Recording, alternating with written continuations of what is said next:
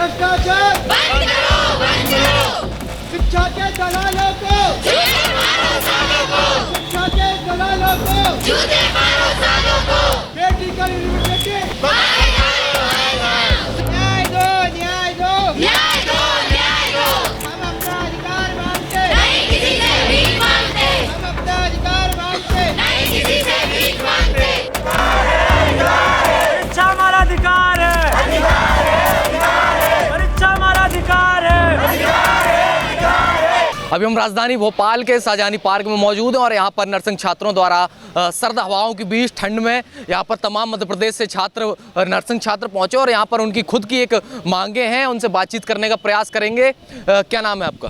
मेरा नाम विनय कुमार है और मैं नर्सिंग छात्र संगठन का प्रदेश उपाध्यक्ष हूँ।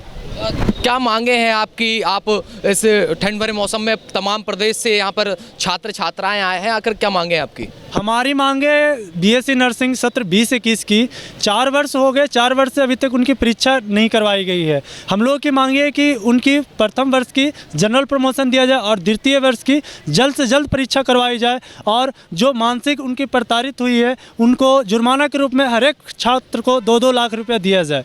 विधानसभा चुनाव के पहले भी ये मांग उठी थी, लेकिन अब एक बार फिर पुनः भारतीय जनता पार्टी की सरकार है, मुख्यमंत्री भी बदल गए हैं।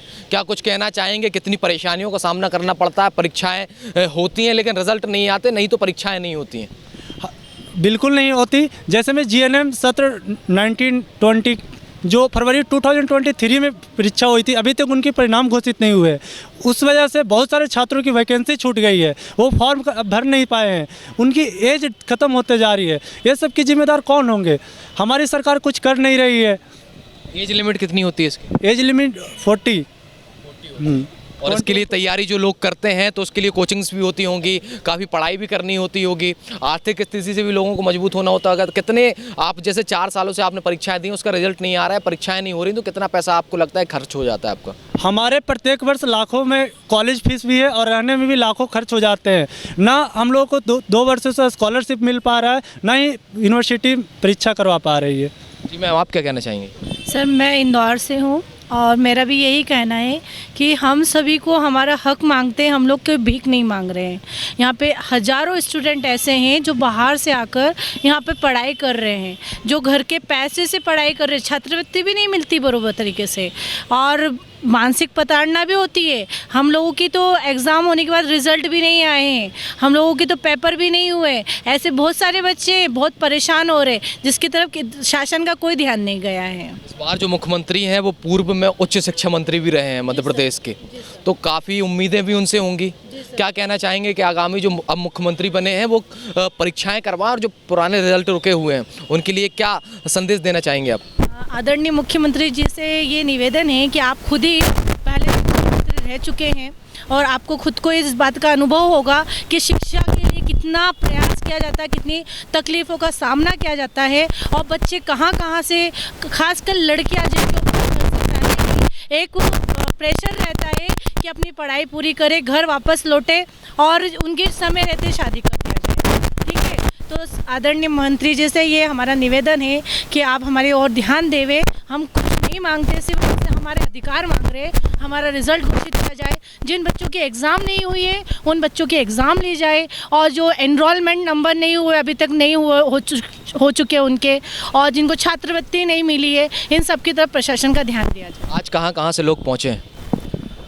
इंदौर से आए हैं सर, जबलपुर से आए हैं और भोपाल से हैं और जहांगीराबाद से हैं, दूर से अदर स्टेट से भी आए हैं। बहुत से बच्चे यहाँ पे रहकर पढ़ाई कर बिहार से हैं, महाराष्ट्र से हैं, राजस्थान से हैं। तो सभी छात्रों की बस यही मांग है, शांतिपूर्ण मांग चल रही है कि 2019-2020 वाले बैच की भी अभी तो एग्ज़ाम नहीं हो। 2020 जो बैच है 4 साल होने को आ रहे हैं, अभी तक उनका रजिस्ट्रेशन तक भी नहीं हुआ है सर। तो सभी स्टूडेंट परेशान चल रहे हैं और जो भी घर से मुआवजा आता है बच्चों के लिए, जो भी पैसे वगैरह आते हैं वो भी धीरे धीरे खर्च हो जाते हैं और स्टूडेंट प्रेशर में चले जाते हैं, यहाँ तक कि सुसाइड करने की भी नौबत आ जाती है उससे स्टूडेंटों को। तो इसका भी जो भी जिम्मेदार है वो फिर सरकार ही रहेगी। ये थे हमारे साथ तमाम नर्सिंग छात्र जो आज प्रदेश की राजधानी भोपाल के एक पार्क में स्थित यहाँ पर धरना प्रदर्शन दे रहा है और अपनी मांगों को मनवाने के लिए सरकार के सामने एक आईना रख रहे हैं कि लगातार 4 वर्षों से नर्सिंग छात्राओं की परीक्षाएं नहीं हो रही और उसको लेकर जो एक परीक्षा हुई थी इसका अभी तक रिजल्ट भी घोषित नहीं हुआ। निश्चित तौर पर इनकी एज लिमिट भी एक निर्धारित समय अवधि के समान रहती है, लेकिन उसके बावजूद सरकार की उदासीनता देखने लायक है। अब लगातार ये छात्र छात्राएं यहाँ पर पार्क में बैठकर आवाज़ बुलंद कर रहे हैं और लगातार संदेश दे रहे हैं कि सरकार उनकी आवाज़ को सुने और आगे की कार्यप्रणाली को सुचारू ढंग से शुरुआत कर सके और लगातार सतत प्रणाली के साथ ये काम चलता रहे। वीडियो जर्नलिस्ट इकबाल के साथ Zeeshan Ali, Dangal today, Bhopal.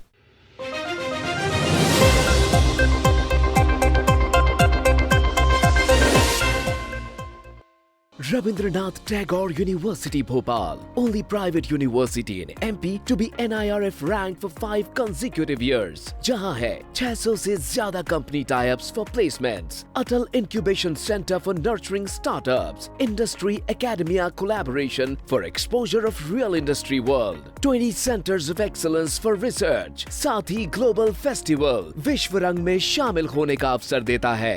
Rabindranath Tagore University, unlocking potential.